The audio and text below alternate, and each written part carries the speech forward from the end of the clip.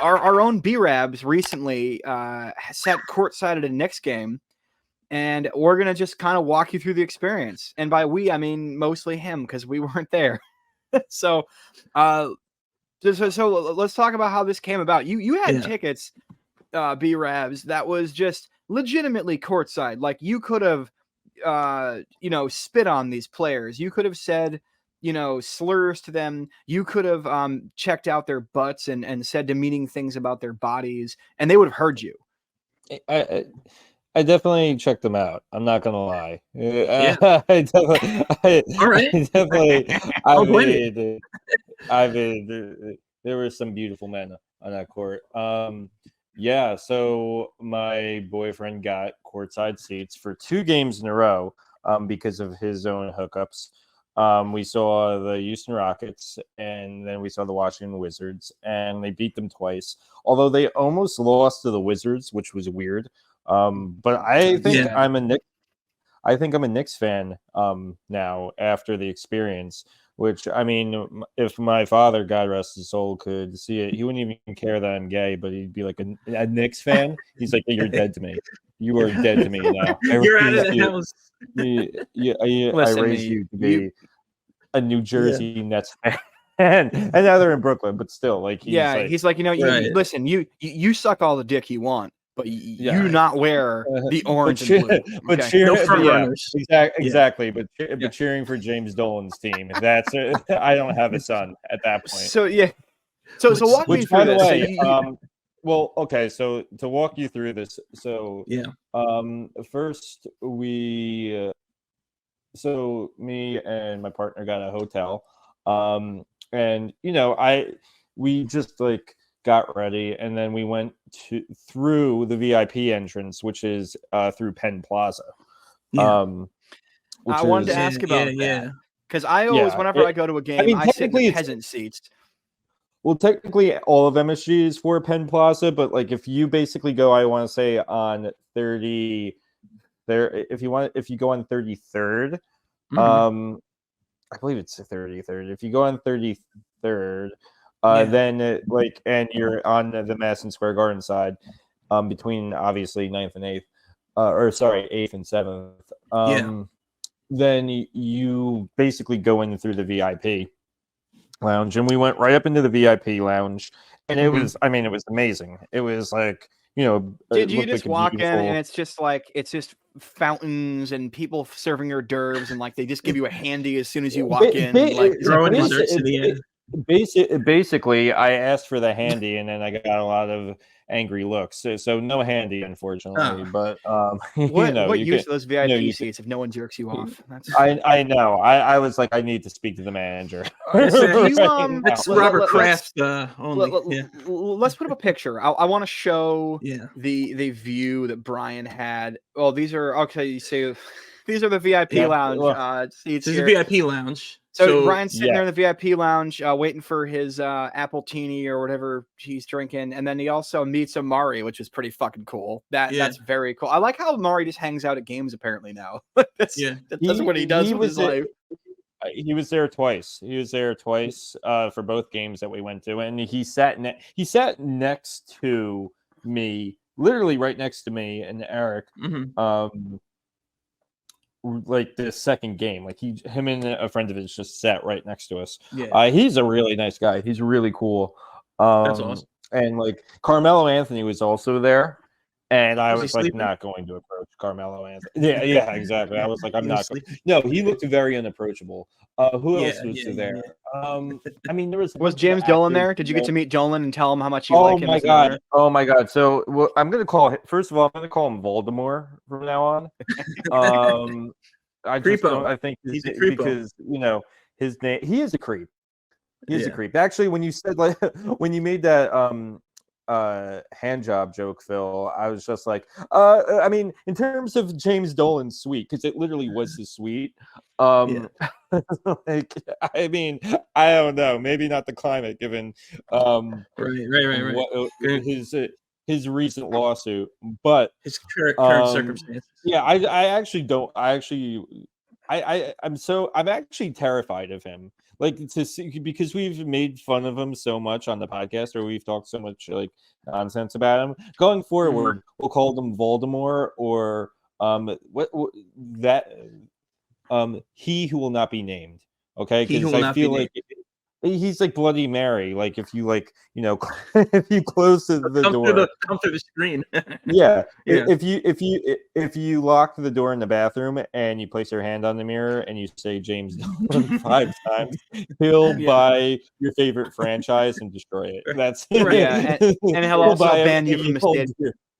By the next, by the Mets. So let's talk about these pictures here. So you're. Did you ask Amari for a picture and he was cool with it, or did he offer that, or was he just walking by? No, I did. I saw. I also saw Sam Morrill there. Sam Morrell. I saw him sitting courtside. That's awesome. Yeah, it's cool. You saw him. He was a comedian, and he's obviously mad nice. And then I saw that he asked Amari Stoudemire for a picture, and then I decided to go ask. I was like, you know what? He was at the bar. I was like, hey man, you're awesome.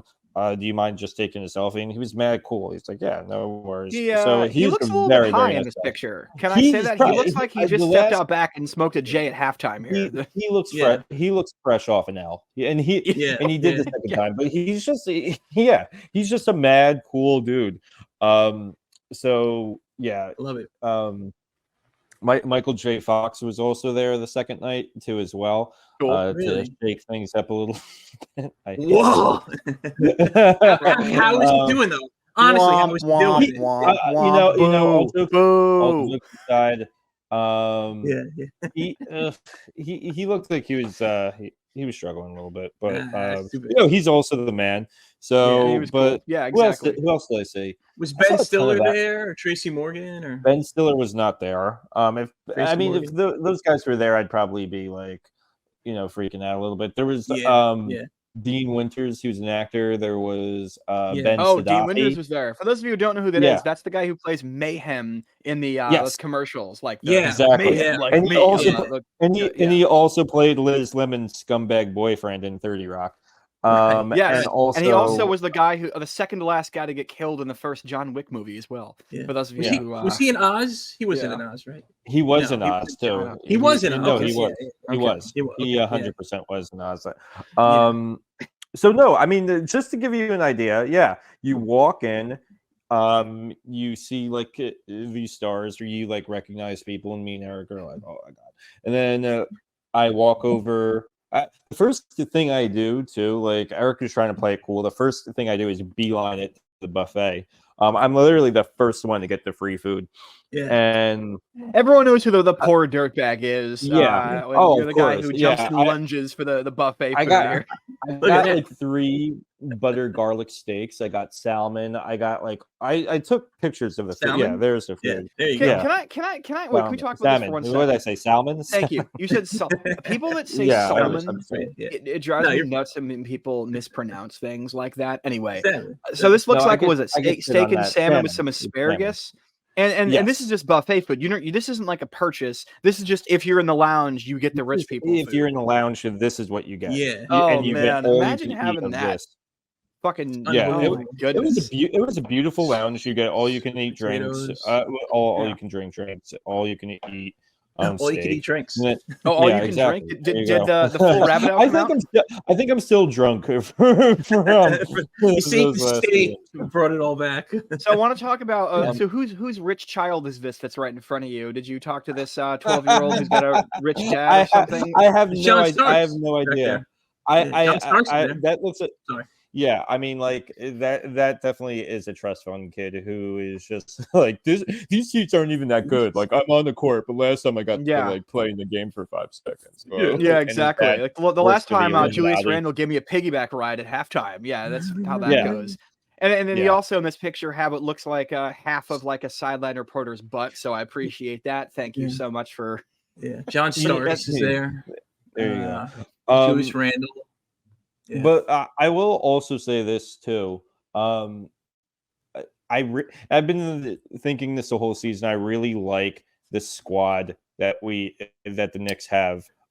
this year. They're It's fun. really good. They're great. They're a great team to watch. They're scrappy. I mean, Brunson's great. Randall's great. I really liked Josh Hart in the game against the Rockets. He played pretty well. Hartenstein. Go back, Mike. Go back to the right here. So let's talk about these pictures. So this is like, is this in the lounge? There's like a spot you can pose, or is this out front? Where is this sign right here? That's like in the tunnel between, like, so you take like an elevator or steps down, and or actually you can either take an elevator or steps, and that's like the tunnel. That's like in between, like where like the locker rooms are and stuff like that. And when all right. So you're in the belly of the. Yeah. This is cool. And then right over here, I'm assuming that's just some artwork that was up in. I mean, but it was just like the decor of the place. It definitely it definitely was VIP up. Like, yeah, I mean, like I had such imposter syndrome. I'm like, they're gonna release the Hounds any minute. It just is my poor ass out. But yeah. It's and thank you to my BF for hooking it up. So what are these here? You could see, and Brian will explain it. You could see him in the shot on TV. So go ahead. Yeah, I mean, these are from TV. You probably have to zoom in, but like you see where the Verizon thing is. Yeah. So there you go. Okay. That's you with your backwards hat on, right in back of the eye, and then also right in back of the N in the Duncan. Yeah, and then there's and there's what's his face on the coaching. So this is Thibodeau, Tom Thibodeau. I mean, Thibodeau. My long. Tell me what this is like, Brian. You're like, because when we say courtside, we don't mean like you had half court seats in the upper deck. We mean you were actually courtside. Yeah. What's that like? Do you hear anything that you don't normally hear? Like, do you hear like the players talking shit to each other? I mean, you hear like the sneakers speaking. Like, what's that like? My God. Like, we were sitting. We were sitting right next to the team, and also we were quite literally sitting right next to the New York Knicks. And my boyfriend kept complaining all the time. He was just like, I hate this counter between us. I'm like, we're literally sitting right next to the New York Knicks. Like, what else could you want? Like, he hated that we were right behind the Verizon sign. So he's like, but I'm like, this is like the greatest thing ever. Yeah, you listen to them call plays. You listen to them. You listen to him. I was listening to Tom, the coach, Tom Thibodeau, talk shit to the ref.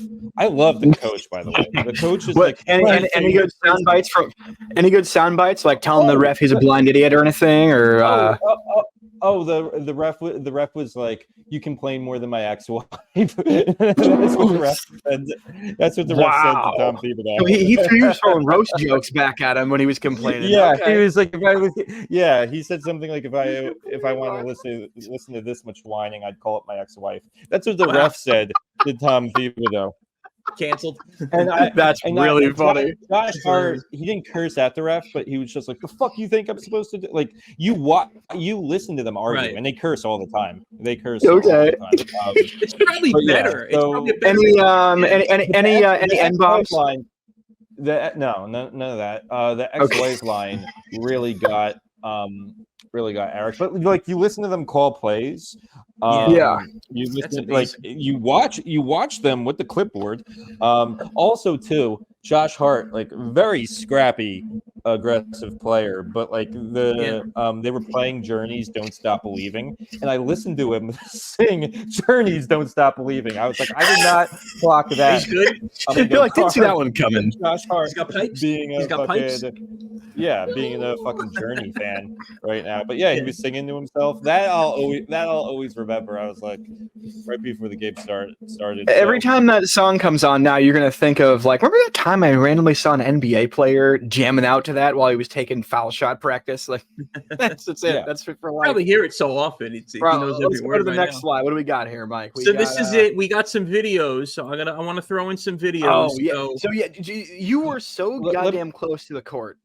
Okay, so now video. You go first, obviously. Well, okay. So when we were sitting there, that was the first night. That was the game against the Houston Rockets. Yeah. And then we had like seats where we were behind the basket, but we were like sitting. We were like right on the court. So it wasn't like the celebrity row kind of area, but like it was like right behind the basket. But we were sitting right on court. That was awesome. You were behind the basket the other night, and you were in like those folding chairs. You weren't even in like the seats, like the box seats. You were like on the fucking court, like 8 inches. Like your toe was inbounds, basically. Is it's kind of what was going on there. And so we do have some footage from that. Mike's gonna roll right now here. Yeah, no, you were no BS. Oh, there's that little rich kid again. Okay, so this is the watch this. Here's the money shot. Yeah. Oh, that's not the one. Okay, that's one of them. I got more. We'll bring them up. Keep going. Keep talking. I was about to say I just shot Mike over like a bunch of like half-ass videos. So. Oh, that's okay. That looks like that's after the fact. Yeah, I'm trying to bring these up. Yeah, that's after. Yeah. So we're trying to get to the big. Money shot. Man, I mean, you can hear everything. You can see. It's like you're right there. Yeah. You know, like the lens glare and everything. That's so cool, man. You're right there. More foul shot right there. Yeah. Yeah, I'm gonna keep adding them. Yeah, when you copy these files, they have gibberish file names. All right, this. Did it come in? I didn't see anything. Yeah. Okay, my bad. There we go. Yep. Here's the shot that we were talking about. Now this is my favorite video ever. This made the whole night. The fact that Julius Randle unintentionally ran into you. Yeah, he ran into me, cool. And my phone was there, and like I literally see him like right in front of me. And did you cop a feel of his biceps as he was getting back up? Or, I did not. I keep my hands to myself. I know better, Phil. Okay, right. I'm not a savage. Like? He sniff his hair like Joe Biden. A lot of people have asked me what he smells. A lot of people ask me. They gotta be soaked. If I pulled a Joe Biden and like sniffed his neck real quick, he's got to be soaked in sweat. I mean, these guys are up and down. But he also was laughing. He also was laughing about it too. Like really? The other shot you can see he's smiling about it. He thought it was funny. Like whatever, you know. But the two dudes, one of them I think worked for like the Knicks social media, and he was just like, "That's a great video. Did you really get that on video?" And I showed him and his friend like the shot of like the video, and they were like, "Oh my god!" And I was like, "I'll text it to you, but you have to tag me." And and I texted it to them, and they were like, "Oh, we actually can't use it because of the camera thing." And of course, I was right with them, but like, I don't know. Yeah, exactly. But like. I think they just I wouldn't be surprised if they just sent it to their friends and they're like, "Look at this video I took," and that's probably the extent. So the thing is, did you get a lot of views online when you posted it online? Did you get a lot of views? Did it go viral at all? Not really. Like I can watch this over and over again. This is hilarious. I have watched it over and over again. No one got hurt. And clearly, you know, he wasn't trying to run into you guys. He was trying to like maintain his balance, and he just had too much momentum. You could see what was happening. You know what I mean? Like it was just kind of he lost his balance. Yeah. And then and like you can tell, like I'm not like fumbling it on purpose. So like I literally like he crashed into me, and I was like, "What the actual?" Oh, right there. You can, is that him getting back up? This shot right here. Yeah. You can see he's kind of laughing about it. Like. Nobody got hurt. He thought it was funny. Like whatever. Yeah, he's smiling. You can see he's laughing. Yeah, that's a good shot. I like that shot too. Because we were all cheering him on, and I think I was also like, "Holy shit, it's Julius Randle!" Like I think I just was saying that over and over again. We can hear you a little if you listen. Oh, you got it! You hear you go, "Oh shit!" You're laughing. That's the B-Rab's drunk laugh right there. That's the that's the 7 free beers B-Rab's laugh. A professional athlete just fell into my lap. This Dreams come true. Right. Yeah. Right. Do we have any other footage, or is this? That's everything. That's everything. Next, this is cool. I really hope that people enjoyed seeing this as much as I did, could kind And, of like, hear about the VIP experience at MSG and stuff. I think it's yeah, cool. I Yeah. I have to say I love this squad. I don't know how you guys feel as a Knicks fan. Like I exciting. love the Yeah. coach. I love Tom They're Thibodeau. fun. Like I love everything about the coach because you got to see him argue. I got to see him argue with the refs, and he's like Yeah. a dad. Like at a PAL game or like a little league game that you feel is gonna fight the ref at any minute.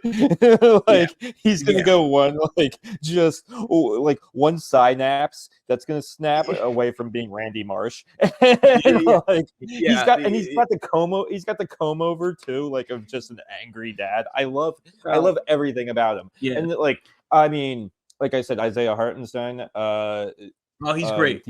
He's been great. Dante DiVincenzo is great. Like Josh Hart's great. Julius Randle's great. Brunson's great. Like it's a squad. I really like the squad, and even though I'm a Nets fan, I'm rooting for them.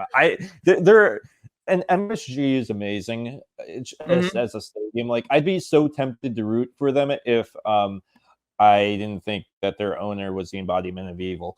But that's a complete different thing. Can I also just say one more thing? Like I literally was, because I was wearing a Charles Oakley jersey, and I said that's the only Knicks jersey that like I'll own because I love Charles Oakley as a player, and I love that he got kicked out, like forcibly removed from MSG for his beef with who. But when I saw him in his, I'm like, oh, I'm in his suite. Oh my god! Like I wanted to get, like we were done with everything, but like, and the game was about to start, but I wanted to get out like as soon as possible. Like I wanted to be as far away from him because I was terrified. I was terrified of him, but what like a tyrant he is. So it's hilarious. Yeah. He who will not be named is going to be how we're going to refer to him, but he sucks. He sucks as a human being. There's nothing good you can say. There's absolutely no redeemable qualities about him. I could go on. You're right. That's enough of that. I don't want to get you kicked out of MSG for life there, Brian. All right. And I could have went to this game and I couldn't go.